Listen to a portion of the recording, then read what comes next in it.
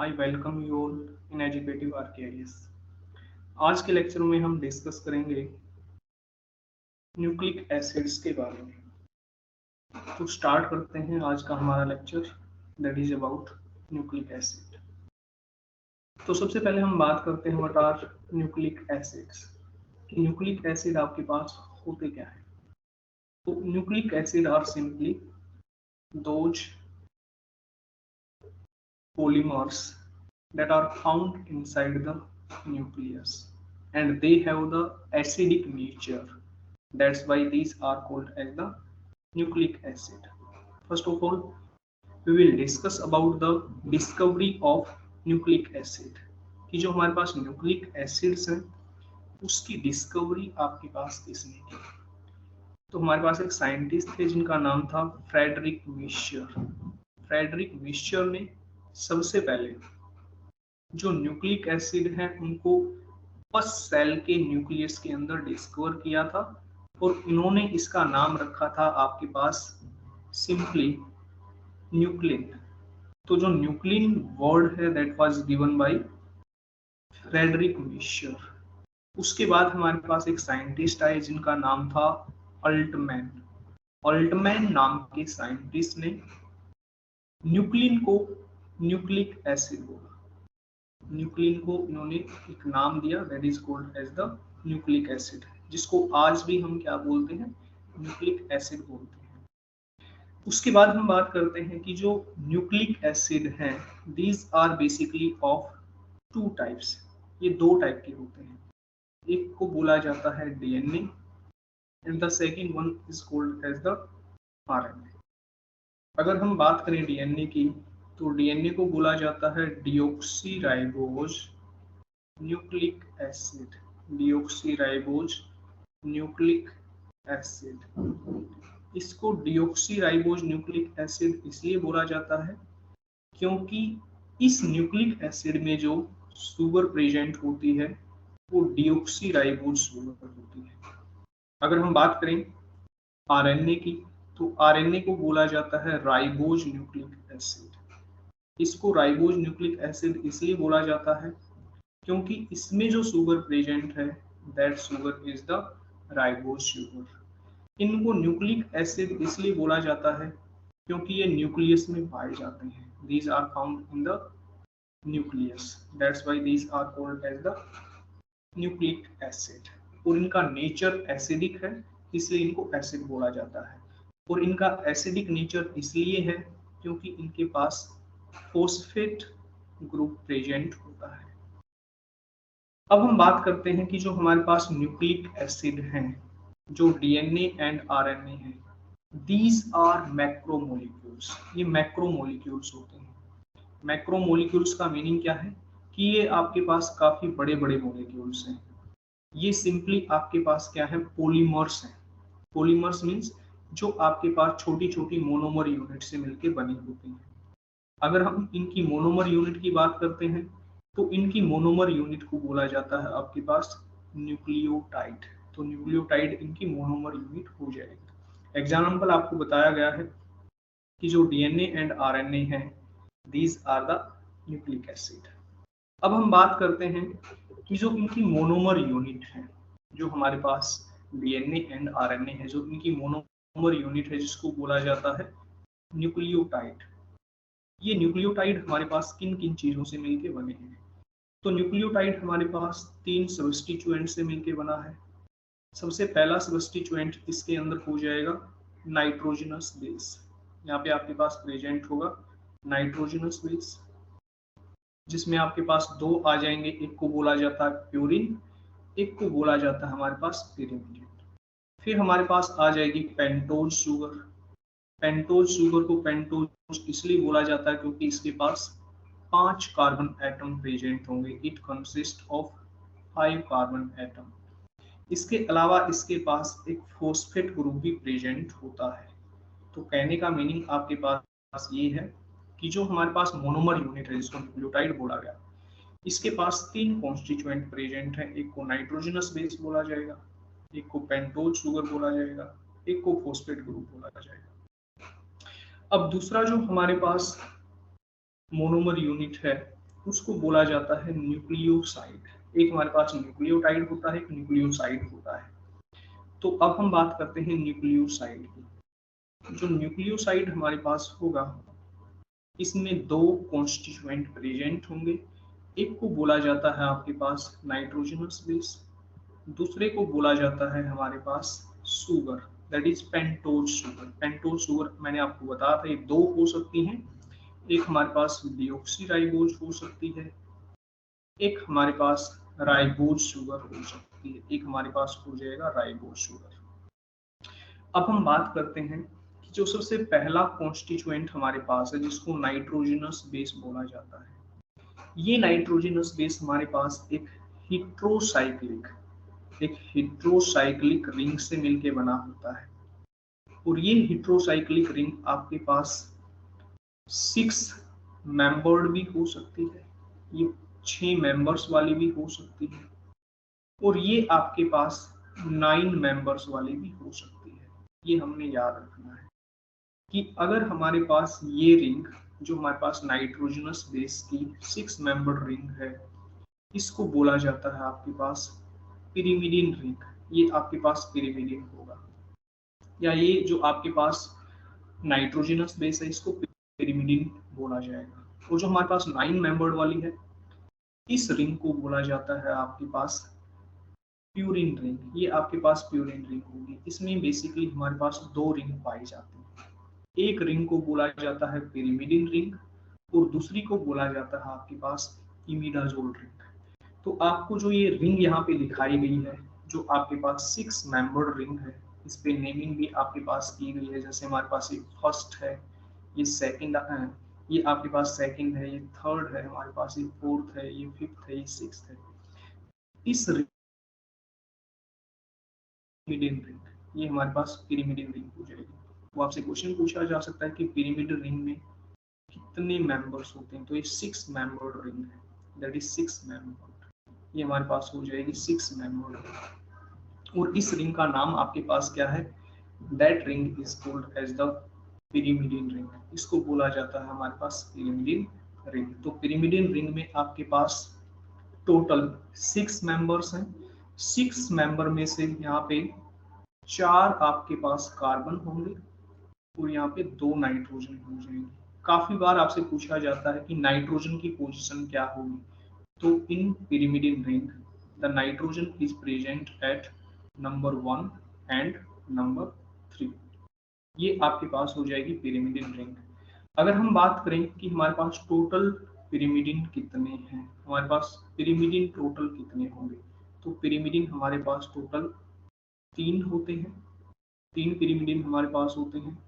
ये आपके पास हो जाएंगे CUT। कट से आप इनको याद रख सकते हैं, that are cytosine, uracil and thymine. ये 3 हमारे पास हो जाते हैं पिरिमिडिन। अब हम बात करते हैं कि आप इस स्ट्रक्चर को, पिरिमिडिन स्ट्रक्चर को याद कैसे रखोगे। तो आपने याद रखना है नाम बड़े और दर्शन छोटे, नाम बड़े और दर्शन छोटे। मैंने आपको बताया कि हमारे पास दो नाइट्रोजनस बेस हैं, दो टाइप के नाइट्रोजनस बेस हैं। अगर हम बात करें प्यूरिन की, तो प्यूरिन आपके पास नाम छोटा है, लेकिन उसका स्ट्रक्चर बड़ा होगा। लेकिन जो हमारे पास पिरिमिडिन है, पिरिमिडिन का नाम बड़ा है, लेकिन आप देख रहे हैं कि यहाँ पे केवल एक हमारे पास रिंग प्रेजेंट है। तो इस चीज को आपने याद रखना है, और इसी रिंग को बोला जाता है आपके पास पिरिमिडिन रिंग। अब हम बात करते हैं पिरिमिडिन प्यूरिन के बारे में। तो जो हमारे पास प्यूरिन होगा, प्यूरिन बेसिकली हमारे पास लार्जर रिंग है। ये हमारे पास लार्जर होती है, लार्ज रिंग है as compare to the pyrimidine. इसमें हमारे पास 9 मेंबर रिंग होगी, दैट इज 9 मेंबर। यहाँ पे 9 मेंबर्स आपको दिखाई देंगे, 9 मेंबर रिंग होती है। अगर बात की जाए तो इसमें दो रिंग्स पाई जाती हैं आपके पास। जैसे मैं यहाँ पे अगर बनाऊं इसको, एक हमारे पास रिंग ये हो जाती है। इस रिंग को आप सिंपली बोलते हैं, that ring is called as the pyrimidine ring. और दूसरी जो यहाँ पे रिंग प्रेजेंट होगी उस रिंग को बोला जाता है आपके पास इमिडाजोल रिंग। ये हमारे पास है इमिडाजोल रिंग, ये इमिडाजोल रिंग है। अगर बात की जाए कि हमारे पास टोटल कितने मेंबर्स हैं इसमें, तो 9 मेंबर्स हैं। इन 9 मेंबर्स में से जो आपके पास फर्स्ट पोजीशन है, जो आपके पास थर्ड पोजीशन है, जो हमारे पास 7th पोजीशन है, और जो हमारे पास 9th पोजीशन है, first, third, 7th and 9th, in position के ऊपर नाइट्रोजन प्रेजेंट होगी।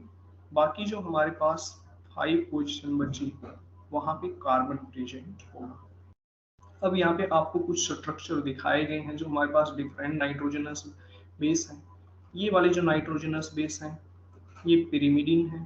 पिरिमिडिन को याद करने का तरीका मैंने आपको बताया है कि आप इसको कट से याद कर सकते हैं, CUT cut, cytosine, uracil and thymine. ये आपके पास आप देख पा रहे हैं कि यहाँ पे आपके पास pyrimidine and imidazole ring present है। तो इसको आप सिंपली प्यूरिन बोलेंगे। प्यूरिन हमारे पास 2 होते हैं। आग से आप इसको याद कर सकते हैं। ए से आपके पास एडेनिन, जी से आपके पास हो जाएगा गुआनिन। आपसे कई बार क्वेश्चन पूछा जाता है कि जो हमारे पास ये 5 नाइट्रोजनस बेस हैं, 5 जो हमारे पास नाइट्रोजनस बेस हैं, इनमें से कौन से डीएनए में पाए जाते हैं एंड कौन से आपके पास आरएनए में पाए जाते हैं। अगर डीएनए की बात की जाए तो डीएनए में आपके पास एडेनिन होगा, थायमिन होगा, साइटोसिन होगा, गुआनिन होगा। अगर आरएनए की बात की जाए तो आरएनए में आपके पास एडेनिन होगा, गुआनिन होगा। तो कहने का सिंपल सा मीनिंग क्या है कि जो यूरेसिल है, uracil is absent in DNA. यहाँ पे आपके पास यूरेसिल नहीं पाया जाएगा। अगर बात की जाए आरएनए की तो आरएनए में आपके पास थायमिन नहीं पाया जाएगा। अब हम बात करते हैं, ये हुआ हमारे पास, ये प्यूरिन बेस आपको दिखाया गया है। मैंने आपको बताया था प्यूरिन आपके पास नाम बड़े और दर्शन छोटे। तो इसका नाम आपके पास, सॉरी, दर्शन, ये जो आपके पास उल्टा है, नाम बड़े और दर्शन छोटे, आप इससे याद कर सकते हैं कि हमारे पास नाम छोटा बट दर्शन इसके बड़े, ये बड़ा है। ये 2 मेंबर है आपके पास, एक आपके पास ये वाली रिंग हो जाएगी, दूसरी आपके पास ये वाली हो जाएगी। पहली रिंग को बोला जाता है pyrimidine ring, that is called as the pyrimidine ring. And दूसरी आपके पास जो रिंग है इसको बोला जाता है इमिडाजोल रिंग, इमिडाजोल रिंग। ये आपके पास इमिडाजोल रिंग है। अगर बात की जाए पिरिमिडिन रिंग की तो उसमें 2 आपके पास नाइट्रोजन है, प्लस में 4 कार्बन प्रेजेंट होंगे। जैसे हमारे पास 1 2 3 4 5 6। अगर हम बात करें इमिडाजोल 1 एंड 2, 2 आपके पास यहाँ पे नाइट्रोजन है और कार्बन का नंबर अगर यहाँ पे देखा जाए तो 1 2 एंड 3 कार्बन यहाँ पे पाए जाते हैं। अगर सिंपली आपको याद रखना है कि हम कैसे याद रखें कि नाइट्रोजन कहाँ पे पाया जाएगा, तो जो आपके पास ओड नंबर है नाइट्रोजन प्यूरिन रिंग में आपके पास कहाँ पे पाया जाएगा, 1 पे, 3 पे, 7 पे एंड 9 पे। 5 को छोड़ दे क्योंकि 5 भी आपके पास ओड है, लेकिन 5 पे नहीं पाया जाता नाइट्रोजन, इन पोजिशन पे पाया जाता है। ये कई बार आपसे एग्जाम में पूछ लिया जाता है। अब हम बात करते हैं कि शुगर कौन सी प्रेजेंट होंगी। ये आपको दिखाया गया है यहाँ पे शुगर, क्योंकि मैंने आपको बताया था कि हमारे पास जो न्यूक्लियोटाइड हैं, जो हमारे पास न्यूक्लियोटाइड हैं, जो मोनोमर हैं न्यूक्लिक एसिड के, इसमें 3 कंपोनेंट पाए जाते हैं। एक नाइट्रोजनस बेस हमारे पास होगा, दूसरा हमारे पास होता है शुगर। और जब हमने शुगर की बात की थी तो मैंने आपको बता रहा, थर्ड कंपोनेंट यहाँ पे आपके पास फॉस्फेट हो जाएगा। जब मैंने शुगर की बात की थी बेटा, तो शुगर के केस में मैंने आपको बताया था कि शुगर हमारे पास पेंटोज होगी, पेंटोज। पेंटोज शुगर का मीनिंग आपके पास होता है ऐसी शुगर जिसके पास 5 कार्बन एटम प्रेजेंट हो। तो 5 कार्बन एटम वाली शुगर को हमारे पास बोला जाता है राइबोज। ये जो शुगर है आपके पास, ये राइबोज शुगर है। इसमें आपके पास फर्स्ट कार्बन यहाँ पे है, सेकंड कार्बन ये होगा आपके पास, थर्ड कार्बन हमारे पास ये है, फोर्थ कार्बन हमारे पास ये है और फिफ्थ कार्बन एटम हमारे पास ये है। ठीक है, अगर हम बात करें राइबोज की, राइबोज शुगर आपके पास पाई जाती है आरएनए में। अगर हम बात करते हैं डीएनए की, तो डीएनए में पाई जाती है आपके पास डीऑक्सी राइबोज शुगर। जैसे इसका नाम इंडिकेट करता है, डीऑक्सी मींस आपके पास एक शुगर, एक ऑक्सीजन क्या है, एब्सेंट है, और ये शुगर एब्सेंट है एट द पोजीशन नंबर 2। जो कार्बन नंबर 2 है वहां पे जो ऑक्सीजन थी, यहाँ वाली जो ऑक्सीजन थी ये यहाँ पे एब्सेंट होती है। That's why it is called as the deoxyribose sugar. और डीऑक्सीराइबोज शुगर पाई जाती है डीएनए में एंड राइबोज शुगर पाई जाती है आपके पास आरएनए में। अगर आपने इसको बना के देखना तो जस्ट आपने क्या करना है, ये ऐसे रिंग बनानी है। इस रिंग के ऊपर जो फर्स्ट कार्बन है वहां पे आपने OH कर देना है फर्स्ट पे, सेकंड पे आपने HOH कर देना है, थर्ड पे भी HOH कर देना है एंड फोर्थ पे आप क्या करोगे, ऊपर की साइड CH2OH एंड नीचे की साइड आप क्या कर दोगे, H कर दोगे। ये वाली शुगर हो जाएगी राइबोज शुगर। अगर आपने डीऑक्सीराइबोज बनाना है तो डीऑक्सीराइबोज में जस्ट आपने क्या करना है, जो सेकंड कार्बन के ऊपर OH प्रेजेंट है वहां से ऑक्सीजन को रिमूव कर देना है, तो ये वाली शुगर आपके पास बन जाएगी डीऑक्सीराइबोज शुगर।